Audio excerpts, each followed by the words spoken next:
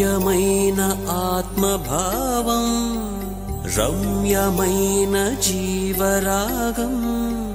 నవ్యమైన నిత్యతాళం నిఖిల జగతి మూలం